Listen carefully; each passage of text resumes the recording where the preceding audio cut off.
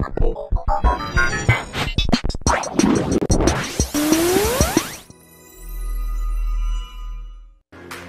on Eagle Nation News, Brenna Gibbons gives us insight on how a yearly Christmas tradition to help out those in need is right here in Prosper.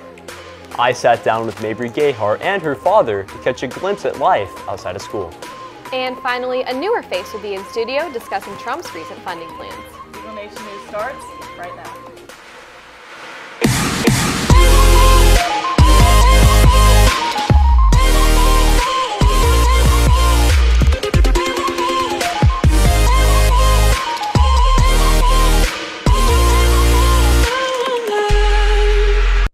Good afternoon, Prosper High School. Today is Wednesday, January 9th. I'm Casey Boston. I'm Jordan Ramsey. And I'm Haley Brown. So recently winter break has ended and we are finally back here in studio. Yes. What have you guys been doing this winter break? I actually went skiing. I went down a really big hill, wiped out. What about you, Casey? I've just been watching The Office. Well, of course, I was debating the whole time. Oh, I'm not surprised. Okay, well, we can't talk about winter break this whole show. Jordan, let's get into top story one.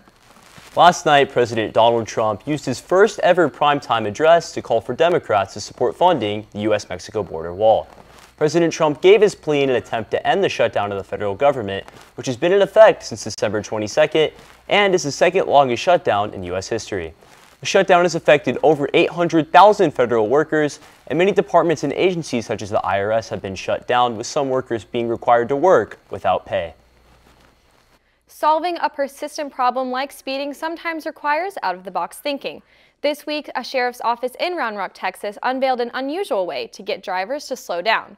The police department placed a cardboard cutout of a police officer with a speed reader on the side of the road in attempts to make drivers obey the speed limit. Officers reported slower speeds and a few drivers even waving at the cardboard box officer. While most are putting away their holiday decorations this month and enjoying a variety of gifts, Cornerstone, located here in Prosper, are already thinking of ways they can help out this next holiday season. Brenna Gibbons takes a look at what they do year-round to help those in need. Christmas is a time of giving, but this does not mean only to friends and family. I'm here at Cornerstone Christmas, where around 225 children and their families are able to get food, clothes, and gifts for the holidays. I heard about Cornerstone through an insurance agent. He kind of just pointed me in the right direction as to where to go. And then I was asked about if I needed any additional help that they were offering through Cornerstone. And this is how I came upon being able to be a part of the charity. So it's just a really great opportunity for families to basically get on their feet when they need the help. Not only does Cornerstone Christmas make an impact on families, but also the volunteers. My favorite part is really just being able to contribute to multiple other families' Christmas. This yearly event continues to help families through their struggles. It impacted us in a major way. I mean, they're doing a good thing for families in the community, and I think that's awesome. I think that's great. I just want to say thank you for supporting and helping the community, you know, for the season. You know, it's great that they give back to the community. As this event wraps up and we begin moving into the new year, we should make it a goal to try and help more people than just our immediate loved ones. Christmas is not the only time you can give to others. I'm Brenna Gibbons reporting for Eagle Nation News, Prosper. Cornerstone was able to provide gifts for over 200 families and continues to seek ways to keep the gift that keeps on giving. Coming up, Mabry Gayhart may simply be someone that you pass in the halls, but after school hours, there's more to her than meets the eye. Stay tuned. Tomorrow on Eagle Nation News, Grant Johnson and Haley Brown highlight Harper Grace, a 17-year-old American Idol contestant from McKinney. Harper went viral when she was 11 years old for her rendition of the national anthem at a local FC Dallas game. Mabry Gayhart might seem like a typical student here at PHS. However, she has been able to make an impact on her community in a unique way. What does it take to make a positive impact on your community?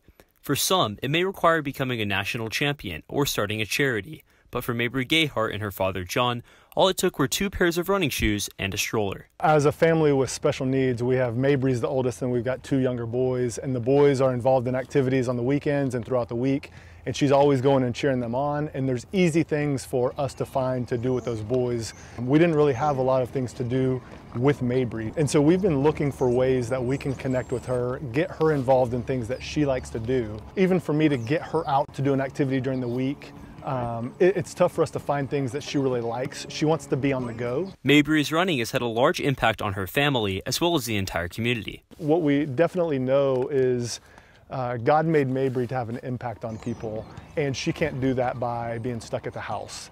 And so we try our best to get her out with people as much as we can. And this is one way that we really do it. I try to run her through neighborhoods, on roads, to where she can engage with people, to where she can wave at people, and everybody really gets on board with it. Mabry's parents started the hashtags #RunMabryRun, and We Are Abled to raise awareness about those with special needs. Mabry loves structure, and what that means is she wants to be going and doing all the time. She always wants to have something to do. Run, Mabry, run! Woohoo! And that's really where Run Mabry Run came about, because the state of Texas does an amazing job with our special needs citizens up until the age of 21. Especially the public school systems are fantastic. That's where our real concern is. Where's Mabry going to get that structure once she's 21? And so that's what we're trying to raise awareness for through Run Mabry Run.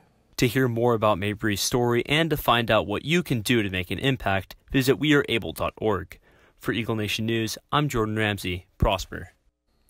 Up next, Caleb Delaney will be in studio covering updates on the California forest fires.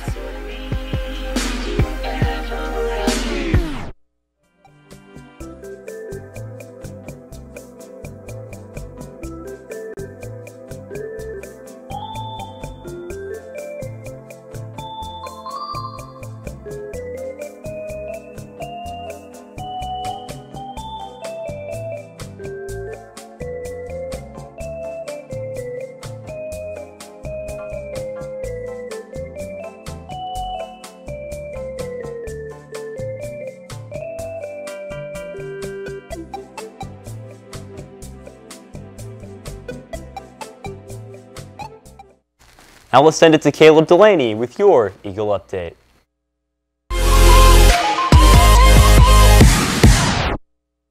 Thank you, Jordan. And because I'm in your usual spot, I will be talking about politics and our nation's president.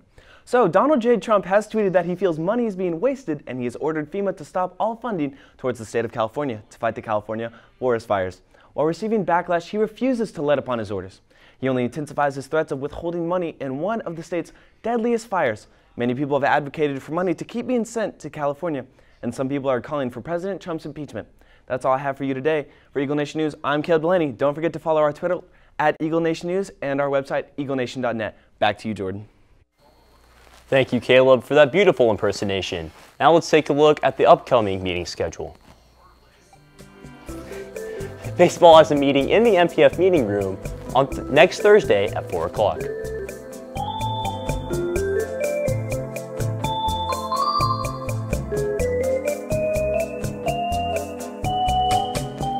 Well, that's all the time we have for today. For Eagle Nation News, I'm Haley Brown. I'm Jordan Ramsey. And I'm Casey Boston. Live long and prosper.